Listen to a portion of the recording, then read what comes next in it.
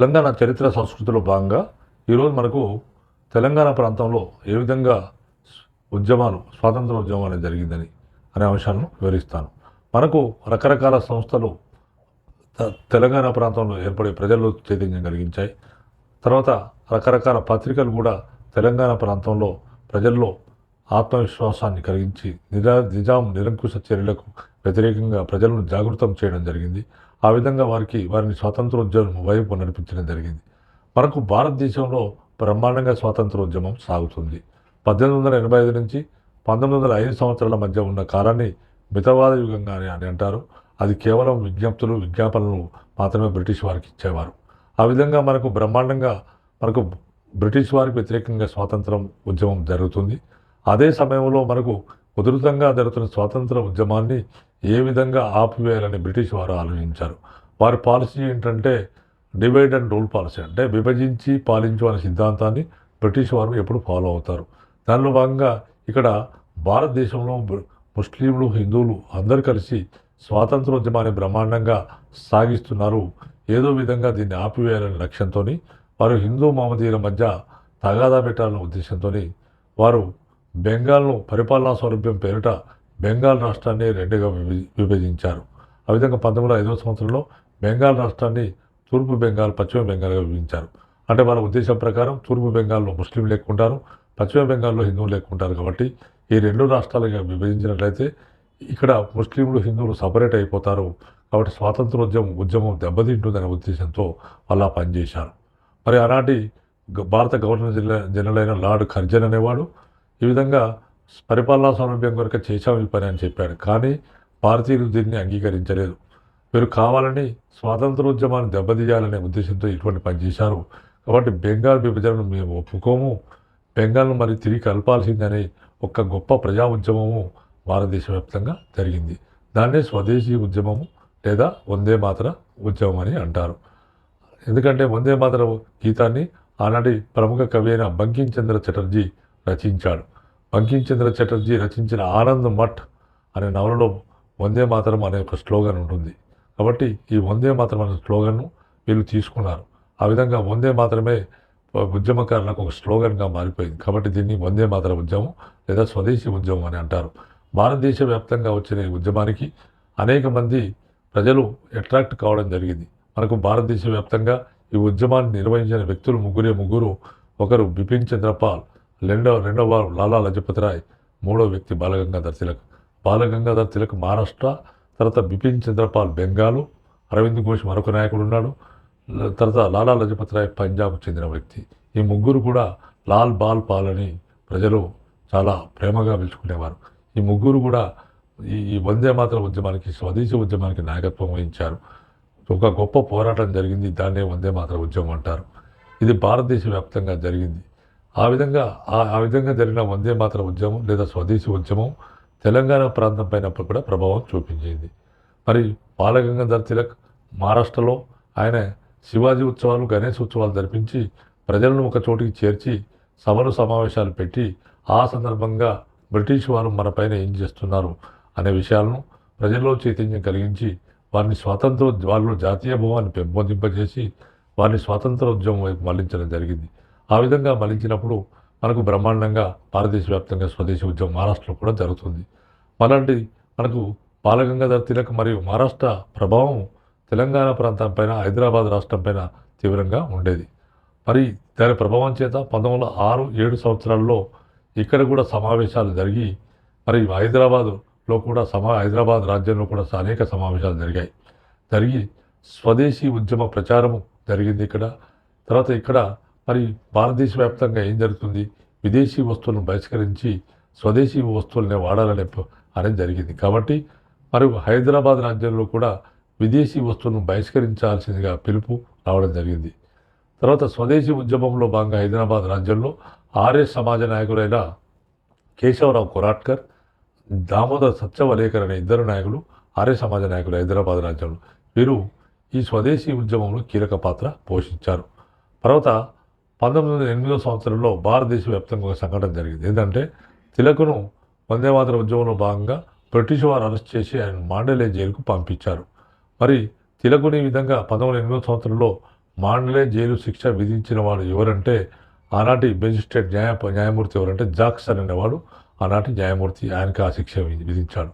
ఆ విధంగా మరి జాక్సన్ మాండలే జైలుకి ఆయన పంపిన తర్వాత ఆయన మహారాష్ట్రలో ఉన్న నాసిక్ జిల్లా కలెక్టర్గా ఆయన నియమించబడ్డాడు. మరి ఈ విధంగా తిలక్కు శిక్ష విధించిన జడ్జి ఎవరైతే మెజిస్ట్రేట్ ఎవరైతే ఉన్నారో ఆయన చంపాలని మహారాష్ట్ర వ్యాప్తంగా కుట్రలు జరిగాయి. అనేక రహస్య సంస్థలు వెలిశాయి. ఆనాటి ఒకనాటి రహస్య సంస్థ సభ్యుడైన అనంత లక్ష్మణ కడారే అనే విద్యార్థి రహస్య విప్లవ సంఘ సభ్యుడు. ఆయనే ఈ విధంగా తిలక్కు మాండలే జైలు శిక్ష విధించిన మెజిస్ట్రేట్ జాక్సన్ను ఆయన కాల్చి చంపడం జరిగింది. ఆ విధంగా ఆయన ఇంపాక్ట్ బాగుంది.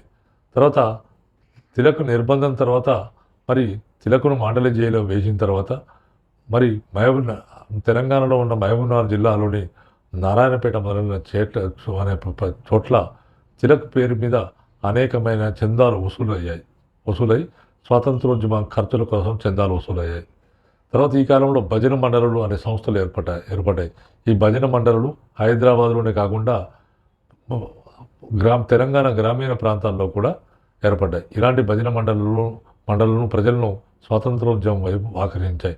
భారతదేశ వ్యాప్తంగా అనేక మంది యువకులు వచ్చి ఇక్కడికి వచ్చేసి ఈ భజన మండలిలో ఉండేవారు. అంటే భజనలో అంటే ఈ దేవునికి భజనల పేరున భజనలు చేయడం, దాంట్లో యువతను ఆకర్షించడం, వారిని స్వాతంత్రోద్యమం వైపు మళ్లించడం జరిగింది.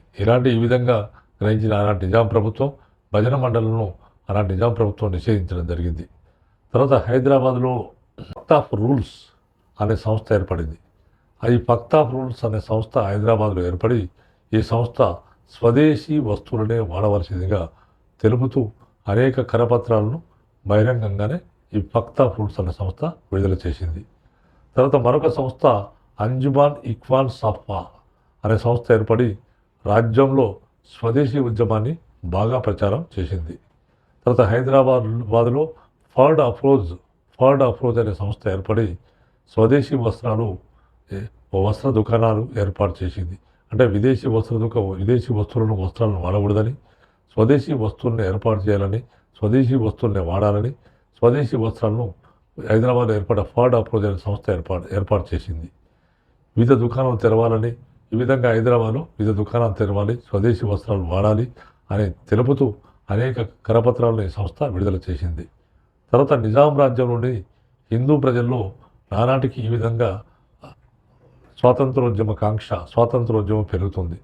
ఈ విధంగా నిజాం రాజ్యంలోని హిందూ ప్రజల్లో నానాటికి పెరుగుతున్న సాంస్కృతిక రాజకీయ చైతన్యాన్ని చూసిన ఆనాటి ప్రభుత్వం కలవరపడింది.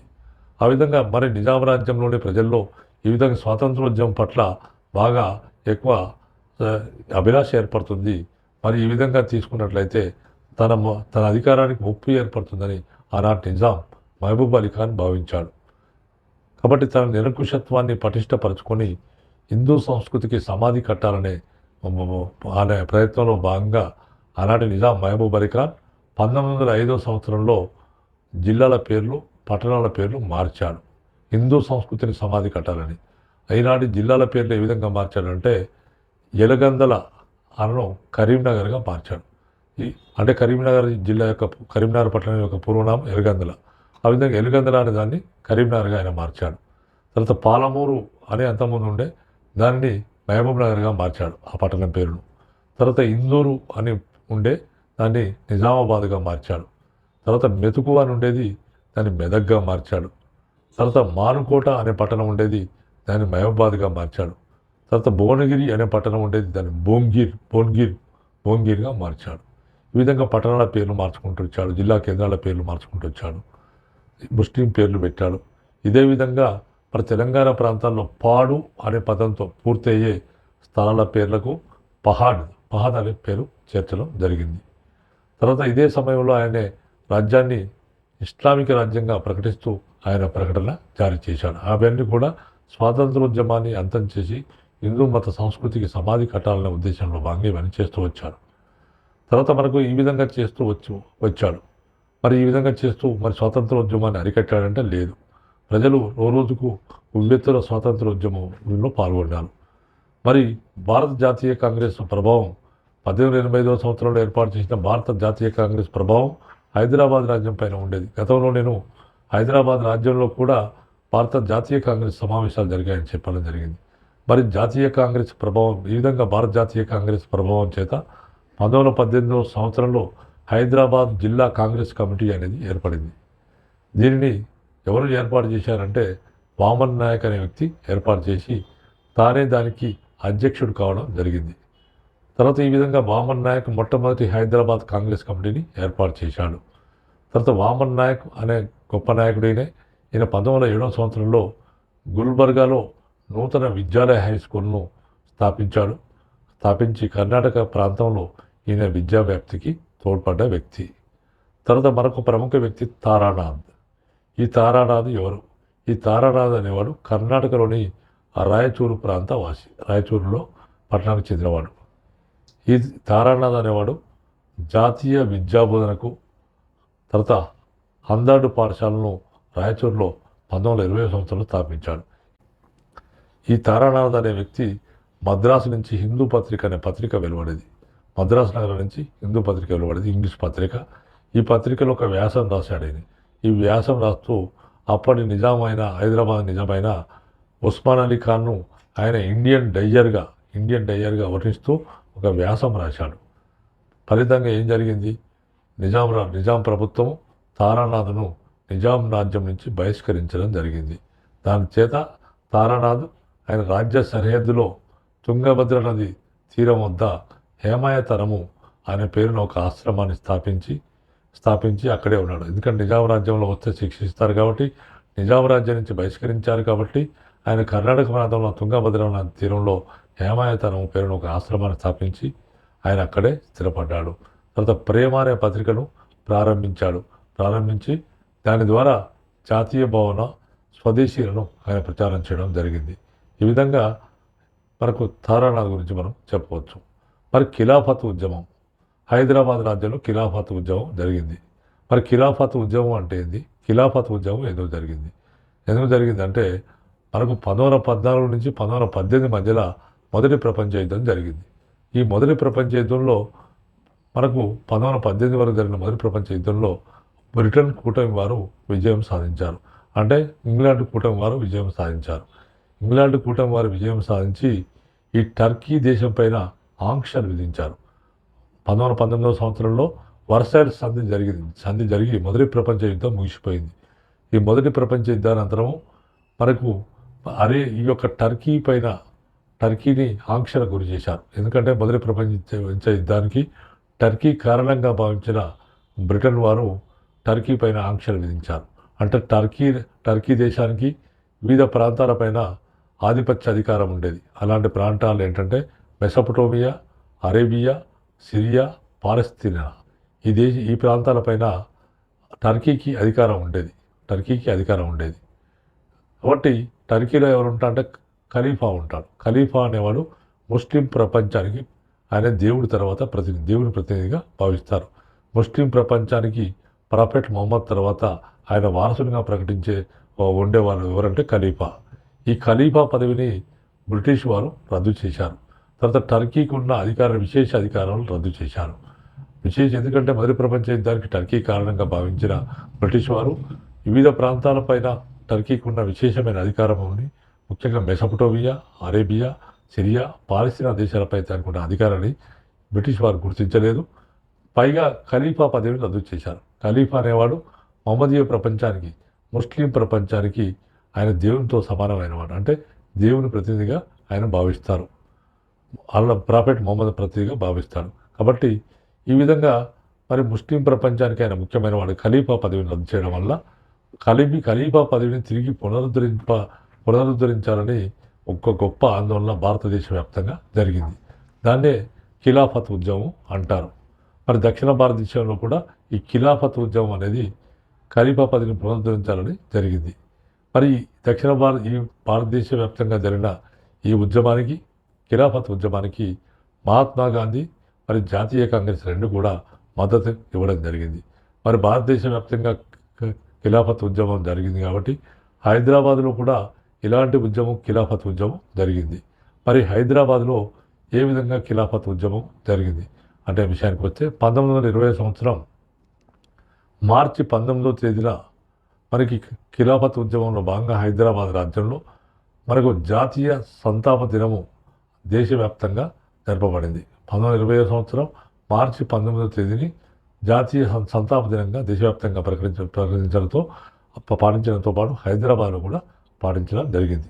తర్వాత హైదరాబాద్కు చెందిన Mulla Abdul Basid the red crescent society అనే సంస్థలో ప్రధాన పాత్ర పోషించాడు.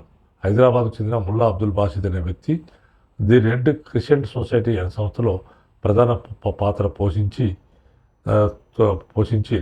దానికి ₹1,00,000 చందా వసూలు చేశాడు. ఆ సంస్థ తరఫున ₹1,00,000 చందా వసూలు చేసి టర్కీ ప్రధానమంత్రికి పంపడం. ఆ చందా ₹1,00,000 టర్కీ ప్రధానమంత్రికి ఆయన పంపించాడు. తర్వాత మన ఖిలాఫత్ ఉద్యమంలో భాగంగా హైదరాబాద్ రాజ్యంలో 1920 సంవత్సరం మార్చి ఏప్రిల్ నెలల్లో యూమియీ ఖిలాఫత్ అంటే ఖిలాఫత్ జయంతిని జరిపించారు. ఈ విధంగా ఖిలాఫత్ జయంతి అనేది హైదరాబాద్ రాజ్యంలోని ముఖ్య నగరాల్లో జరిగింది.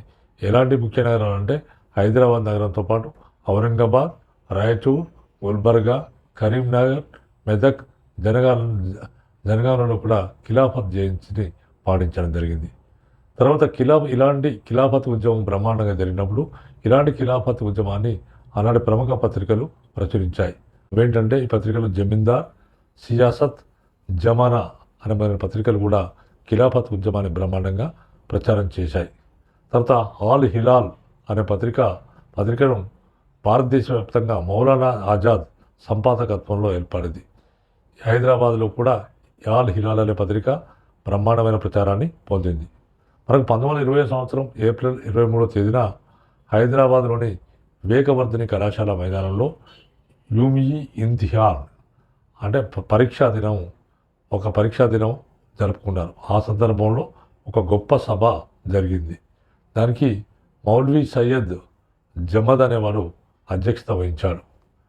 ఆ విధంగా 1920 సంవత్సరం మే 5వ తేదీన నగరంలో మనకు ఖిలాఫత్ ఉద్యమంలో భాగంగా హర్తాల్, ఐక్యతా దినం కూడా పాటించడం జరిగింది. ఇది హైదరాబాద్ రాజ్యంలో జరిగిన ఖిలాఫత్ ఉద్యమంగా మనం భావించవచ్చు. మరియు మరొక ముఖ్యమైన ఉద్యమము భారతదేశ వ్యాప్తంగా జరిగిన ఉద్యమం ఏంటంటే సహాయ నిరాకరణ ఉద్యమం. మరి సహాయ నిరాకరణ ఉద్యమానికి మహాత్మా గాంధీ నాయకత్వం వహించాడు. మహాత్మా గాంధీ అనేవాడు 1919వ సంవత్సరంలో భారత స్వాతంత్రోద్యమంలో ప్రవేశించాడు. ఆయన భారత స్వాతంత్రోద్యమంలో ప్రవేశించే కంటే ముందే దక్షిణాఫ్రికాలో ఉద్యోగం చేస్తూ అక్కడ భారతీయులు శ్వేత జాతి అంటే ఈ తెల్ల జాతి వారి చేతిలో అనేకమైన వాళ్ళు అసమానతలను వారి జాత్యాంకారాన్ని ఎదుర్కొన్నారు. కాబట్టి అక్కడ పోయి ఆయనే వారి జాత్యాంకారానికి వ్యతిరేకంగా అక్కడ పోరాటం చేసి భారతీయుల ప్రజల హక్కులను కాపాడాడు. తన అహింసా సత్యాగ్రహం అనే ఆయుధాల ద్వారా అలాంటి వారి ఆత్మగౌరవాన్ని వారి హక్కులను కాపాడాడు. ఆ విధంగా తర్వాత కాలంలో ఆయన భారతదేశానికి వచ్చిన తర్వాత అహ్మదాబాద్ మిల్లు కార్మికుల సమస్యను, తర్వాత చంపారన్ నీలిమందిర్ రైతుల కార్మికుల సమస్యను, తర్వాత కేడా సత్యాగ్రహంలో పాల్గొని తన అహింసా సత్యాగ్రహం అనే ఆయుధాల ద్వారా వారి హక్కులు సంపాదించి పెట్టి భారతదేశంలో ప్రముఖ నాయకునిగా ఆయనే వచ్చాడు. ఆయనే వృద్ధి చెందడం జరిగింది. ఆ విధంగా ప్రముఖ నాయకునిగా ఎదిగిన తర్వాత 1919వ సంవత్సరంలో మహాత్మా గాంధీ భారత స్వాతంత్రోద్యమంలోకి ప్రవేశించాడు. ఆ విధంగా ప్రవేశించిన తర్వాత ఆయన 1920 సంవత్సరం నుంచి 1922వ సంవత్సరంలో మనకు అంటే భారత స్వాతంత్రం 1919 సంవత్సరం ప్రవేశించిన తర్వాత భారతదేశానికి స్వాతంత్రం సిద్ధించే వరకు 1947 సంవత్సరం వరకు ఆయన భారత స్వాతంత్రోద్యమానికి నాయకత్వం వహించి ఆయన భారత స్వాతంత్రం రావడానికి మూల కారకుడు కావడం జరిగింది.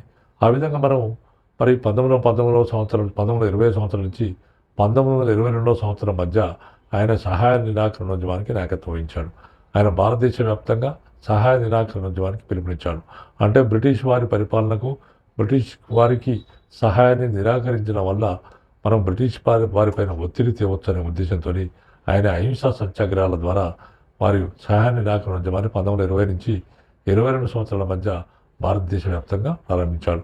ఆ విధంగా 2 సంవత్సరాలు జరిగిన ఈ సహాయ నిరాకరణ ఉద్యమం ఉత్తరప్రదేశ్లోని గోరఖ్పూర్ డిస్టిక్లో ఉన్న చౌరీ చౌరా అనే దగ్గర ఒక పోలీస్ స్టేషన్ను తగలబెట్టి దాంట్లో ఉన్న ఎస్ఐతో పాటు 22 మంది పోలీసులను సజీవ దహనం చేశారు. దానిలో విధంగా హింసాత్మక సంఘటనలు దారితీసేటప్పటికీ 1922 సంవత్సరంలో ఆయన సహాయ నిరాకరణ ఉద్యమాన్ని నిలిపివేశాడు. ఇలా భారతదేశ వ్యాప్తంగా జరిగిన సహాయ నిరాకరణ ఉద్యమంలో భాగంగా మన హైదరాబాద్ రాజ్యంలో కూడా సహాయ నిరాకరణ ఉద్యమం బ్రహ్మాండంగా సాగింది. ఎలాంటి సహాయ నిరాకరణ ఉద్యమం జరిగింది, మరి హైదరాబాద్లో ఏ విధంగా ఖాదీ ప్రచారం జరిగింది అంటే మనకు సహాయ నిరాకరణ ఉద్యమంలో ఖాదీ వస్త్రాలనే ధరించాలి, తర్వాత స్థానిక వస్తువులనే మనం వాడాలి, తర్వాత స్వదేశీ వస్త్రాలనే వాడాలి, విదేశీ వస్త్రాలను తగలబెట్టాలి. ఇట్లా మనకు రకరకాల ప్రచారం జరిగింది, భారతదేశ వ్యాప్తంగా పాటించారు. ఆ విధంగా ఇక్కడ కూడా సహాయ నిరాకరణ ఉద్యమంలో భాగంగా హైదరాబాద్ రాజ్యంలో కూడా ఖాదీ ప్రచారం జరిగింది. మహాత్మా గాంధీ ప్రభావంతో చెరకాలతో నూలు పడకడం, కద్దరు, లాల్చీలు, టోపీలు ధరించడం అనే పద్ధతి హైదరాబాద్ రాజ్యం అంతటా విస్తృతంగా వ్యాపించింది. మనకు హైదరాబాద్లో ఉన్న బ్రిటిష్ రెసిడెన్సీలో ఉండే మస్లేకర్ అనే వ్యక్తి చెరకాలు చేయించి అమ్మేవాడు. మహబూబ్నగర్ చెందిన సరపోజీ అనే మరో వ్యక్తి ఖద్దరు ఒడికే పారిశ్రామిక సంస్థను ఆయనే ఏర్పాటు చేయడం జరిగింది. ఖద్దరు ఒడికే పారిశ్రామిక సంస్థను సరపోజీ ఏర్పాటు చేశాడు. తర్వాత మరొక కొంతమంది వ్యక్తులైన బద్రుల్ హసన్, జఫార్ హసన్, బారిస్టర్ శ్రీకృష్ణ, పద్మజానాయుడు మొదలైన వ్యక్తులు కూడా ఖాదీ ఉద్యమ వ్యాప్తికి పాటుపడ్డారు. తర్వాత బద్రుల్ హసన్ అనే వ్యక్తి బొంబాయి నగరంలో చెరకాలు కొని హైదరాబాద్కు తెప్పించి వాటిని ప్రజలకు పంపిణీ చేయడం జరిగింది. తర్వాత బద్రుల్ హసన్ అనేవాడు గొప్ప నాయకుడు. హైదరాబాద్ రాజ్యంలో ఆయన హైదరాబాద్ నగరంలో సహాయ నిరాకరణ ఉద్యమంలో భాగంగా బద్రుల్ హసన్ హైదరాబాద్ బుక్ డిపో పేరుతో ఒక పుస్తక విక్రయశాలను నెలకొల్పాడు. ఈ పుస్తక విక్రయశాలను నెలకొల్పినప్పుడు ఇక్కడ హిందూ ముస్లిం ఉద్యమకారులు ఈ హైదరాబాద్ బుక్ డిపో దగ్గర కలుసుకొని చర్చించుకొని ఉద్యమ కార్యాచరణ చర్చించుకొని దాన్ని ఫాలో అవుతుండేవారు. మొహమ్మద్ జుహర్ అహ్మద్ అనే వ్యక్తి ఆయన అనేక పత్రికల్లో గొప్ప వ్యాసాలు ఖాదీ గురించి గొప్ప వ్యాసాలు రచించాడు. అలాంటి పత్రికలు ఏంటంటే హైదరాబాద్లోని ముసిరి దక్కన్లో ఆయనే వ్యాసాలను ప్రచురించారు. అదేవిధంగా ఉత్తర హిందుస్థాన్లోని మదీనా అర్ధభార్య పత్రికలలో కూడా ఆయన వ్యాసాలు ప్రచురించబడేవి. ఈ విధంగా ఇది మనకు ఖాదీ ఉద్యమం విస్తృతంగా వ్యాపించింది. తర్వాత ఈ కాలంలో తిలక్ స్వరాజ్య నిధిని ప్రజల నుంచి స్వీకరించారు. ప్రజలు విరాళాలు చందాలు ఇచ్చారు. ఆ విధంగా తిలక్ స్వరాజ్య నిధిని ఇక్కడ సేకరించారు. తర్వాత 1921 సంవత్సరం అక్టోబర్ 2వ తేదీన గాంధీజీ మహాత్మా గాంధీ యొక్క 53వ జన్మదినోత్సవాన్ని హైదరాబాద్లో జరుపుకున్నారు. బ్రిటిష్ ఇండియాలో చదివే విద్యార్థులు అంటే బ్రిటిష్ ప్రత్యక్ష పరిపాలనలో ఉన్న మిగతా భారతదేశంలో చదివే విద్యార్థులు, సహాయ నిరాకరణ ఉద్యమ ప్రభావానికి లోనైన విద్యార్థులు, హైదరాబాద్ విద్యార్థులు ఏం చేశారంటే తమ చదువులను ఆపివేశారు. అంటే భారతదేశ వ్యాప్తంగా ఉన్న విద్యార్థులు కూడా తమ విదేశీ విద్యా సంస్థల్లో మనం చదువుకోకూడదని తమ చదువులను ఆపివేశారు. వారి చదువులను ఆపివేసి స్వదేశీ విద్యా సంస్థల్లో చదవడం ప్రారంభించారు. ఆ విధంగా మనకు 1921 సంవత్సరంలో బొంబాయిలోని గ్రాంట్ మెడికల్ కాలేజీలో వైద్య విద్యను అభ్యసించే హైదరాబాద్ నగరానికి చెందిన జయసూర్య అనే వ్యక్తి తన చదువుకు స్వస్తి పలకడం జరిగింది. తర్వాత అలీగఢ్లో చదువుతున్న హైదరాబాద్ విద్యార్థులు తర్వాత అలీగఢ్లో ఉన్న ఆంగ్లో ఓరియంటల్ కాలేజీని విడిచిపెట్టి మహమ్మద్ అలీ స్థాపించిన నేషనల్ కాలేజీలో అంటే మహమ్మద్ అలీ అనే వ్యక్తి జాతీయ కాలేజీ స్థాపించాడు. అలాంటి కాలేజీలో వాళ్ళు చేరారు. తర్వాత నెక్స్ట్ మాడపాటి హనుమంతరావు, వామన్ నాయక్, బారిస్టర్ శ్రీకృష్ణ, రాఘవేంద్రరావు, విశ్వేశ్వరనాథులు హిందీని అభ్యసించే ఉద్యమాన్ని వీళ్ళు ప్రారంభించారు. ఇటువంటి మనకు భారతదేశ వ్యాప్తంగా మనకు సహాయ నిరాకరణ ఉద్యమంలో భాగంగా మనకి ఇక్కడ హైదరాబాద్ రాజ్యంలో కూడా విస్తృతంగా సహాయ నిరాకరణ ఉద్యమం సాగింది. అంటే భారతదేశ వ్యాప్తంగా ఈవెన్ ఏ ఉద్యమం జరిగినప్పటికీ కూడా దాని ప్రభావం చేత హైదరాబాద్ రాజ్యంలో కూడా ఇలాంటి ఉద్యమం జరుగుతూ ఉండేది. ఈ ఎపిసోడ్లో భాగంగా మనకు ముఖ్యమైన ప్రశ్న, గతంలో వచ్చిన ప్రశ్నలు ఏంటి, ఇప్పుడు మనకు ఏ విధంగా ప్రశ్నలు వచ్చే అవకాశం ఉంది అనే అంశాలను నేను ఇప్పుడు వివరిస్తాను. మనకు గతంలో నేను చెప్పిన ఎపిసోడ్ నుంచి అనేక ప్రశ్నలు గత పరీక్షల్లో అనేక పరీక్షల్లో అడిగారు. మనకు ఇప్పుడు ఏ విధమైన ప్రశ్నలు వచ్చే అవకాశం ఉందనే విషయానికి వస్తే మనకు ఫస్ట్ ప్రశ్న నేను వివరిస్తాను. హైదరాబాద్ కాంగ్రెస్ కమిటీ ఎప్పుడు ఏర్పడింది? దీనికి ఆల్టర్నేటివ్స్ ఇస్తారు. Number 1 1912, number 2 1916, number 3 1918, number 4 1921. ఈ విధంగా దీనికి కరెక్ట్ ఆన్సర్ వచ్చేసి 1918గా మనం భావించవచ్చు. ఈ క్రింది వ్యక్తి నిజాంను ఇండియన్ డయర్గా వర్ణిస్తూ పత్రికలో వ్యాసం రాశాడు. ఈ క్వశ్చన్ దీనికి ఆన్సర్స్ వచ్చేసి alternatives number 1 Taranath, number 2 Lakshminath, number 3 Hanumantharao, number 4 Keshavarao. దీని కరెక్ట్ ఆన్సర్ వచ్చేసి నెంబర్ 1 తారానాథ్. తర్వాత నెక్స్ట్ క్వశ్చన్ వచ్చేసి యూమి ఖిలాఫత్ ఈ క్రింది సంవత్సరంలో జరపబడింది. దీనికి alternatives number 1 1919, number 2 1920, number 3 1921, number 4 1922. దీని కరెక్ట్ ఆన్సర్ వచ్చేసి నెంబర్ 2 1920. తర్వాత నెక్స్ట్ క్వశ్చన్ వచ్చేసి మనకు హైదరాబాద్ బుక్ డిపోను ఈ క్రింది వ్యక్తి నెలకొల్పాడు. ఇది ప్రశ్న. దీనికి నెంబర్ 1 ఆ 4 ఆల్టర్నేటివ్స్ ఇస్తారు. దాంట్లో number 1 Badrul Hasan, number 2 Zafar Hasan, number 3 Sarfoji, number 4 Maslekar. దీని correct answer Badrul Hasan. Next question సహాయ నిరాకరణ ఉద్యమ కాలంలో హైదరాబాద్కు చెందిన క్రింది విద్యార్థి బ్రిటిష్ విద్యాలయంను వదిలేశాడు. దీనికి ఆల్టర్నేటివ్స్ ఇస్తారు. నెంబర్ 4 ఆల్టర్నేటివ్స్ ఇస్తారు. ఈ 4 ఆల్టర్నేటివ్స్లో first alternative Jayasurya, number 2 Suresh Chandra, number 3 Maslekar, number 4 Nawaz Khan. ఇక్కడ ఫస్ట్ ఆన్సర్ వచ్చేసి జయసూర్య కరెక్ట్ ఆన్సర్. అది ఆయనే మెడికల్ విద్యను అభ్యసించే నుంచి ఆయన అక్కడ వదిలేసి హైదరాబాద్ రావడం జరిగింది. ఇది జయసూర్యగా మనం భావించవచ్చు. ఈ విధంగా మనం చెప్పవచ్చు. అంటే ఈ విధంగా కొన్ని ఇంపార్టెంట్ క్వశ్చన్గా మనం వీటిని భావించవచ్చు. ఈ ఎపిసోడ్ నుంచి ఈ ప్రశ్నలు మనం ఇంపార్టెంట్ ప్రశ్నలుగా భావించవచ్చు. అంటే ఇవి గతంలో అడిగిన ప్రశ్నలు మాత్రమే ఇక్కడ చెప్పడం జరిగింది. కాబట్టి అభ్యర్థులు గమనించగలరు. మిగిలిన అంశాలను నెక్స్ట్ ఎపిసోడ్లో వివరించడం జరుగుతుంది.